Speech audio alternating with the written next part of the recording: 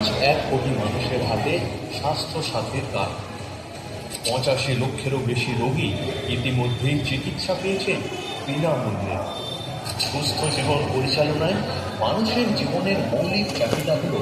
স্কুলে পঞ্চম থেকে দশম শ্রেণীর পড়ুয়াদের চলছে সেকেন্ড সামেটিভ টেস্ট, আর সেই পরীক্ষা উপেক্ষা করে বুধবার বহরমপুর লিপিকা মেমোরিয়াল স্কুলে বসলো আমার পাড়া আমার সমাধান শিবির। যে ঘরে পড়ুয়া পরীক্ষা দিচ্ছে তার কয়েক হাত দূরে স্কুল মাঠের মধ্যে বাজছে সরকারের নয়া এই কর্মসূচির বিজ্ঞাপন। পাশের একটি ঘরে কয়েক ইঞ্চি দূরত্বে বসে থাকা পুরবাসী ও পুরকর্তার মুখোমুখি পারস্পরিক কথোপকথন চলছে মাইক্রোফোনে।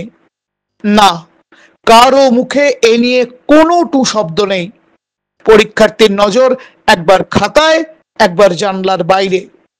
শাসকের মুখের ওপর না বলতে পারা ভয়ের। এই অভিযোগে অভিভাবকদের মুখে কুলুপ।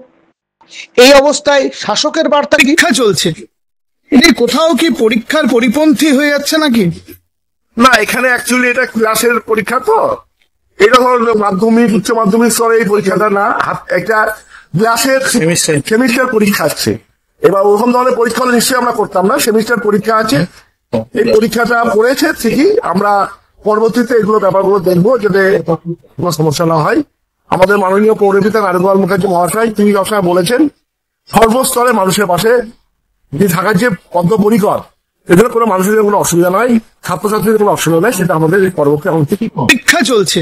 বহরমপুরের যে স্কুল একটু একটু করে শহরের শিক্ষা মানচিত্রে উঠে আসছে, পড়াশোনা থেকে খেলাধুলায় সুনাম করতে শুরু করেছে, সেই লিপিকা মেমোরিয়াল উচ্চ বালিকা বিদ্যালয়ের প্রধান শিক্ষিকা শালিনী মুখোপাধ্যায় শ্যামরাখি না কুলরাখি ভেবে যা বললেন। আমাদের কাছে চিঠিটি এসেছিল পরশু দিনকে। তারপর আমি ওনাদেরকে বলেছিলাম যে পরীক্ষা চলছে, ডেটটা পিছিয়ে দিলে ভালো হয়।